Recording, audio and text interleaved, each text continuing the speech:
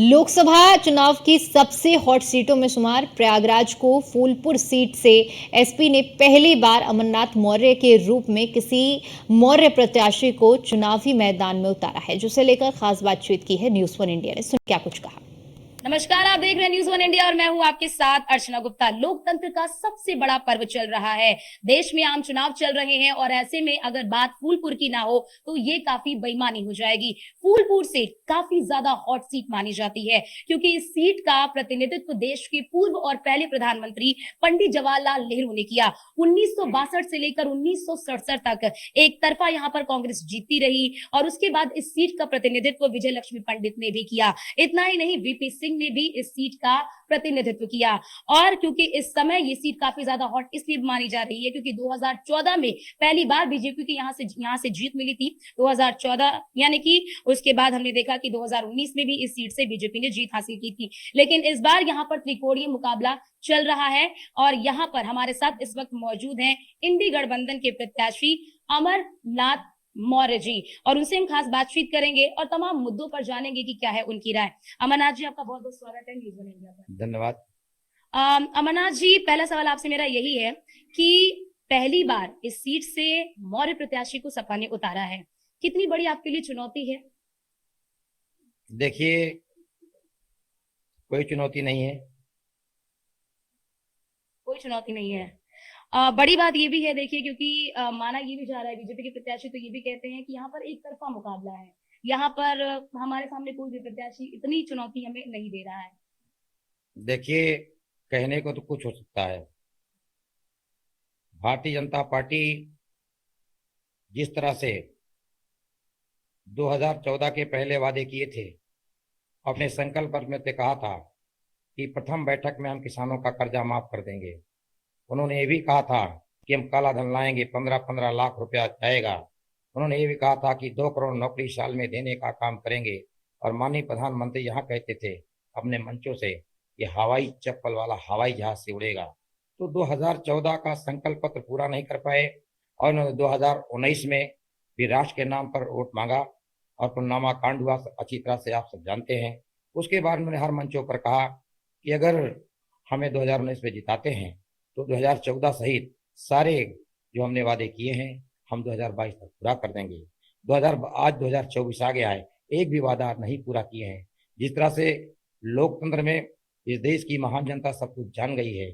आज चाहे किसान परेशान है, नौजवान परेशान है, पढ़ा पढ़ा लिखा परेशान है, शिक्षक परेशान है। आज आप देख रहे हैं शिक्षा मित्र परेशान है, पुरानी पेंशन नहीं मिल रही वो परेशान है। मेरे पास कल काफी बुद्धिजीवी यहाँ पर आए थे, व्यापारी भी आए थे, वो भी परेशान है। टेम्पो टैक्सी के यूनियन वाले कल आए थे, वो भी परेशान है।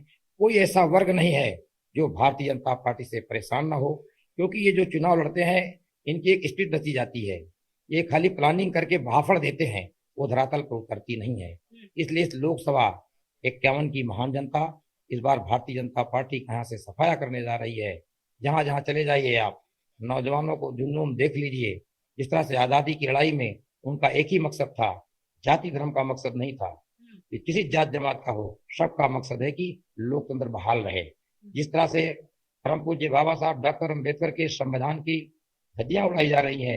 बाबा साहब अम्बेडकर का जो सपना था, इस देश में गरीब घर में पैदा होने वाला बेटा और बेटी पढ़ाई लिखाई के बलबूते पर बड़ी कुर्सी में चला जाए और लोकतांत्रिक व्यवस्था में जाकर के विधायिका में पहुंचे, आज वो सारे चीज को खत्म करने की भारतीय जनता पार्टी की साजिश है। मैं इस बात को इसलिए कह रहा हूं कि जिस तरह से प्राइवेटाइजेशन हो रहे हैं, आपने देखा कि ठेके पर सब काम हो रहे हैं। चाहे पीजीआई चले जाए, वहां पर ठेके पे काम हो रहे हैं। शिक्षा भी ठेके पे देने की इनकी नीति बन रही है। वो कह रहे हैं कि हम स्वावलंबी बनाना चाह रहे हैं सब कुछ, कि आप नौकरी लेने वाले नहीं, नौकरी देने वाले बनिए। देखिए, वो स्वावलंबी तो नहीं बनाना चाहते हैं।